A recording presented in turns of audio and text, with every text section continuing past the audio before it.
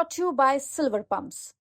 Top quality और consistent performance के लिए सिर्फ सिल्वर पंप्स नाम याद रखना। किसान विधेयक वापस हो सकता है, युवा विधेयक क्यों नहीं वापस हो सकता है? इनको क्या अधिकार है? इनका दिया हुआ है संपत्ति, हमारे पुरखों ने, हमारे पूर्वजों ने दिया। महावीर मंदिर है अपने शहर पटना में, हमको उसके ट्रस्टी का मेंबर बनाया जा सकता है। तिरुपति में जो है मंदिर है, उसका हमको मेंबर बनाया जा सकता है? नहीं। वक्फ संशोधन बिल संसद में कल पेश किया जा सकता है और इसको लेकर के जेडीयू के अंदर क्या राय है, इसको समझने की कोशिश करते हैं। जेडीयू के सीनियर लीडर और विधान पार्षद गुलाम गौस साहब हमारे साथ हैं। गौस साहब, कल वक्फ संशोधन बिल संसद में पेश हो सकता है।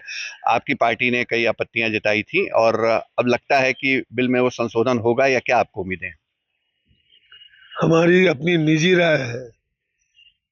मैं नरेंद्र मोदी जी का आग्रह करूंगा, इस विधेयक को वापस ले लें। यही देश के हित में होगा, इस मुल्क के हित में होगा, जनता के हित में होगा।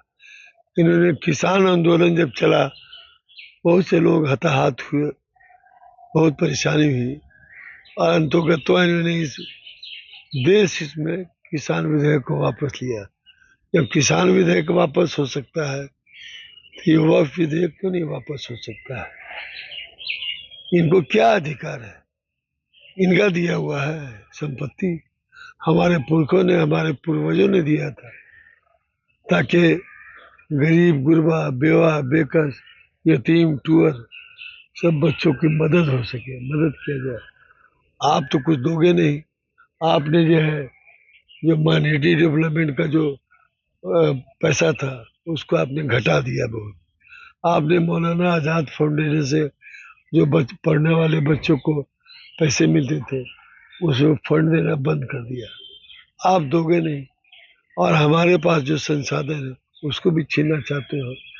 आप देख लीजिए, बिहार में ही जितने अल्पसंख्यक आवासीय विद्यालय खुल रहे हैं, 2 जगह तो खुल गया और 16 जगह काम चल रहा है, अभी कंस्ट्रक्शन हो रहा है। माननीय मुख्यमंत्री जी ने पैसा दिया है, तो सारी बहुत जगह पर जमीन जो है शिया वक्फ बोर्ड, सुन्नी वक्फ बोर्ड ने भी दिया है। तो हमारे पास रहेगा तब ना। आप जो है मेहरबान हो जाओगे, तो अंबानी महाराष्ट्र का वक्फ का जमीन कब्जा करके बैठा हुआ है।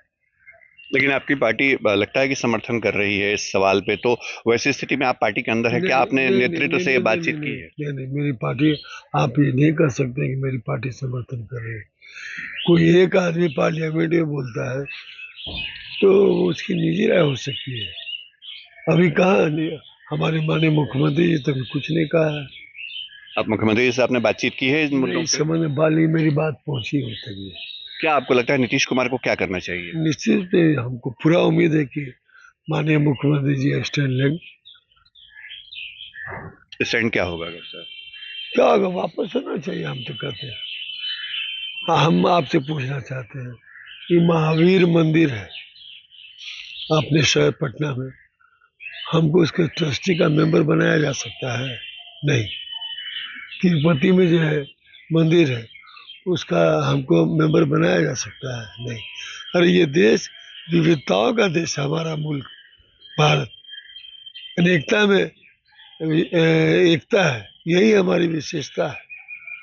हम सभी हिंदू मुस्लिम भाई एक साथ रह के, एक दूसरे के सुख दुख में शामिल होकर पर्व त्योहार मनाते रहे। इस सरकार के पास कोई एजेंडा ही नहीं है सिवाय हिंदू मुसलमान करने की। लेकिन आप लोग भी तो गठबंधन में है ना? उससे क्या हुआ था? हम हैं क्या वैसे? कभी बाबरी दादरी, कभी लव जिहाद, कभी घर वापसी, कभी 3 तलाक, कभी एनआरसी, कभी सीए, कभी 370 और कभी मॉब लिंचिंग, और अब जो है वक्त। आपकी पार्टी के कुछ नेता कहते हैं कि मुसलमान हमको वोट नहीं देते हैं, नीतीश कुमार काम करते हैं मुसलमानों के लिए, फिर भी वोट नहीं मिलता है। अब कहने वालों को कहने दीजिए। यहाँ बेला जो कहते हैं उनको तो पहले अपना बताना चाहिए ना, उनके समाज का लोग कितना वोट देता है जदयू को। जो भी बोलते हो, बेलागंज का निकाल के रिकॉर्ड देख लीजिए कि मुसलमानों ने विशेष रूप से पसमानदा मुसलमानों ने किसको वोट दिया। आपको लगता है कि नरेंद्र मोदी और उनकी सरकार जो है वो पीछे हटेंगे वक्त संशोधन बिल के सवाल पे? देखिए, एक जनप्रतिनिधि को लकीर का फकीर नहीं होना चाहिए। कोई भी कानून, कोई भी नियम अब जो बनाए जाते हैं देश हित में न बनाए जाते हैं, जनता के हित में न बनाए जाते हैं।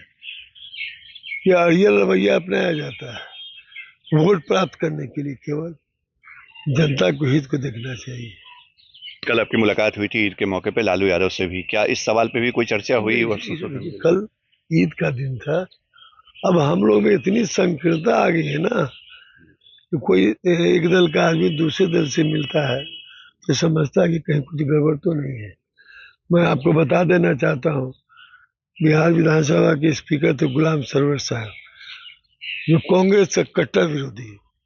आप कह सकते हैं इस देश में, इस मुल्क में अगर किसी ने मुसलमानों के दिमाग में कांग्रेस के खिलाफ बीजारोपण किया, उसका नाम गुलाम सरवर था। तो लेकिन मैं देखता था कि उनके यहाँ तो उनके टूटे हुए कुर्सी पर ऑफिस में, संगम के दफ्तर में केदार पांडे आ रहे हैं, तो अब्दुल गफूर साहब आ रहे हैं, एलन मिश्रा आ रहे हैं, व्यक्तिगत संबंध होते थे।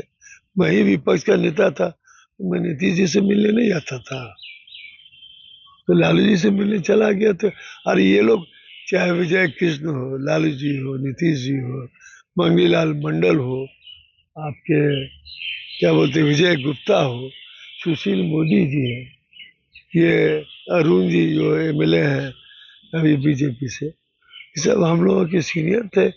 हम लोग इनके अंडर में काम करते थे जीपी आंदोलन में। चलिए, धन्यवाद हमसे बातचीत करने के लिए। गुलाम गौस जेडीयू के विधान पार्षद, सीनियर लीडर, जिन्होंने वक्फ संशोधन बिल को लेकर के अपनी आपत्तियां जो है वो जाहिर की हैं और कहा है कि सरकार को अड़ियल रवैया नहीं अपनाना चाहिए लोकतंत्र में और ये बिल, संशोधन बिल, वापस लेना चाहिए। सभी कैमरा पर्सन नरीम आलम के साथ शशि भूषण।